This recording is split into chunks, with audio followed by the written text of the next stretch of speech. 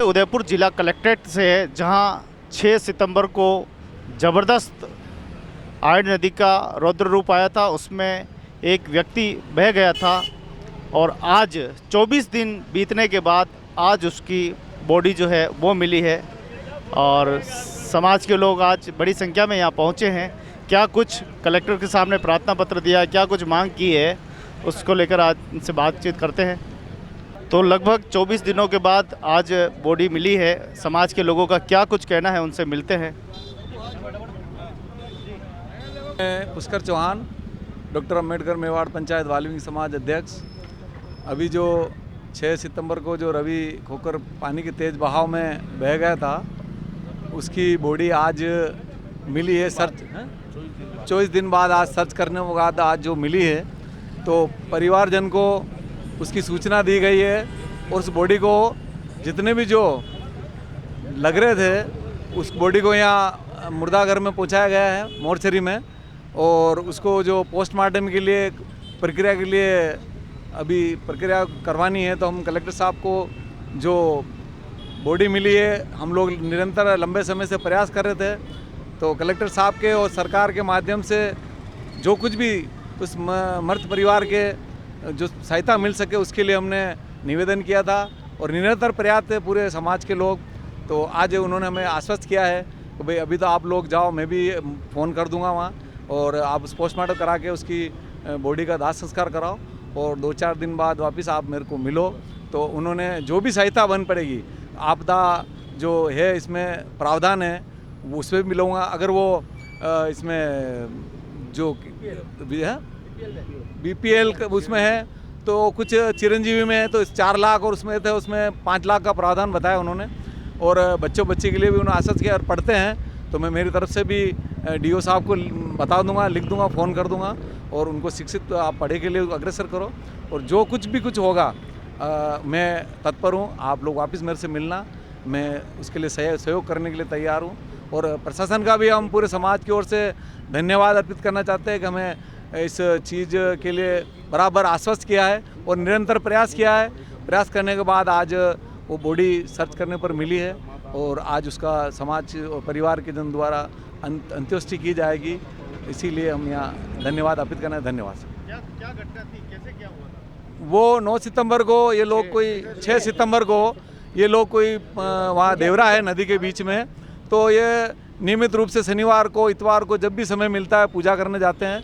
तो पानी का जो बहाव आया था तेज, उसमें 2 बच्चे थे साथ में, एक विकास संजय खेरालिया, तो वो तो उसने अपने होशो आवाज़ से वापस वो पलट गया और ये बच्चा दौड़ के निकलने लगा, चप्पल फिसलने से बह गया था और बहाव भी बढ़ गया, इसलिए पानी में बह कर चला गया था।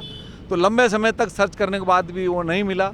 बहुत प्रयास किए हम लोगों ने, हमारे समाज के कुछ युवा लोग हैं उन्होंने भी निरंतर प्रयास किए और परिवार के साथ भी हम लोग दुख की घड़ी में खड़े रहे और प्रशासन को भी बार मिलते रहे। और आज जाके वो बॉडी वापस कहीं 4 पाई में लिपटी हुई मिली हुई थी, तो आज उसको यहाँ लेके आया। बस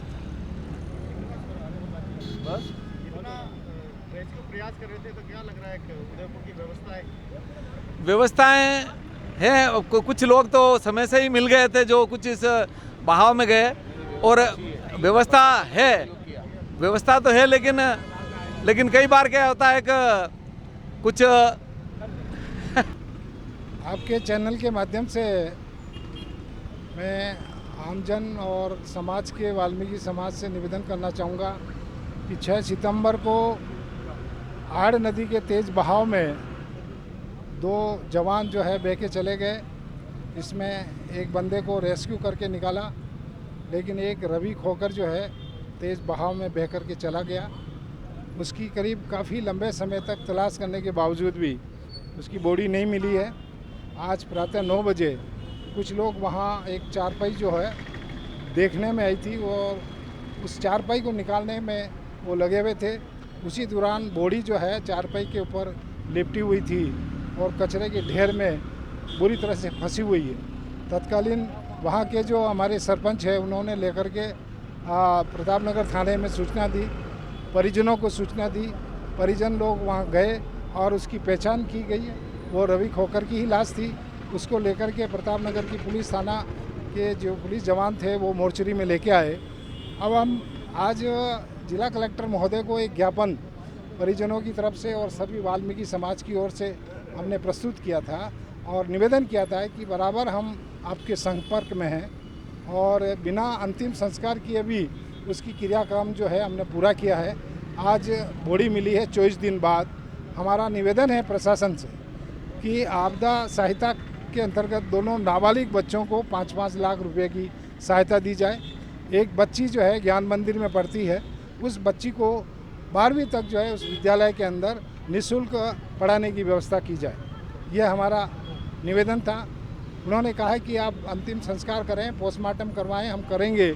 लेकिन बार बार हम उनसे कहा था, जिला कलेक्टर महोदय से कहा, प्रशासन हमेशा यही आश्वासन देती है लेकिन पूरा होता नहीं है।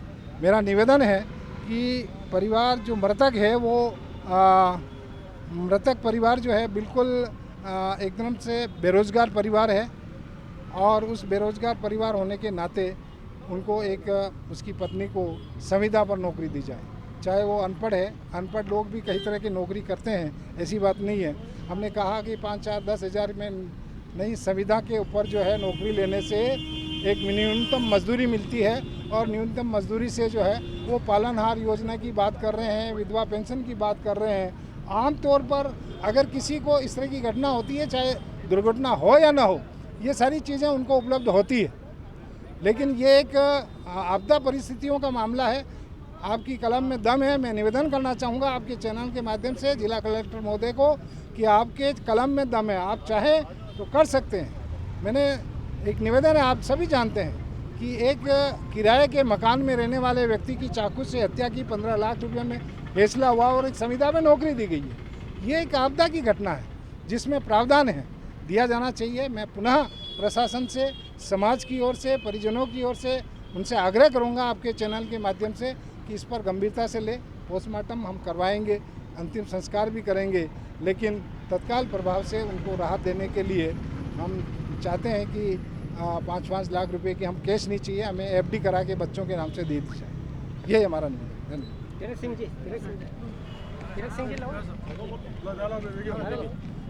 धन्यवाद।